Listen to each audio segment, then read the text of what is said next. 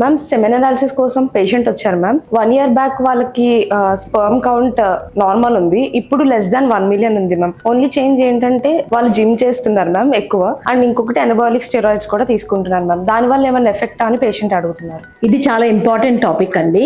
Anabolic steroids వల్ల ఖచ్చితంగా effect ఉంటుందండి. ఎనబాలిక్ స్టిరాయిడ్స్ అనేది సింథటిక్ ఫార్మ్ ఆఫ్ టెస్టోస్టెరాన్ అన్నమాట. అదేంటంటే కొంతమంది కండలు పెంచడం, షార్ట్ కట్ లో పెంచడం కోసం తీసేసుకుంటారు. కండలు బాగా పెరుగుతాయి కానీ టెస్టిస్ మీద చాలా ఎఫెక్ట్ పడుతుందండి. ఎందుకంటే అది టెస్టోస్టెరాన్ సింథటిక్ ఫార్మ్ అవటం వల్ల బ్రెయిన్ కి బాడీలో టెస్టోస్టెరాన్ ప్రొడక్షన్ జరుగుతుందని సిగ్నల్ అంది నార్మల్ గా జరిగే టెస్టోస్టెరాన్ ప్రొడక్షన్ బంద్ చేస్తుంది. అలా బంద్ అవడం వల్ల ఏమవుతుందంటే మన స్పర్మ్ ప్రొడక్షన్ బంద్ అయిపోవడము, నెంబర్స్ బాగా తగ్గిపోవడము, తర్వాత ఏమవుతుందంటే ఆపేసిన తర్వాత కూడా నెలలు సంవత్సరాలు పడుతుంది వెనక్కి రావడానికి. కొంతమందికి అయితే పర్మనెంట్ డ్యామేజ్ జరుగుతుంది, అసలు ఫర్టిలిటీ వెనక్కి రాకపోవచ్చు. ప్రెగ్నెన్సీ కోసం ట్రై చేసే వాళ్ళు దయచేసి ఎనబాలిక్ స్టెరాయిడ్స్ జోలికి వెళ్ళొద్దండి. న్యాచురల్ వేస్ లో కండలు పెంచుకోవడానికి ట్రై చేయండి. Thank you.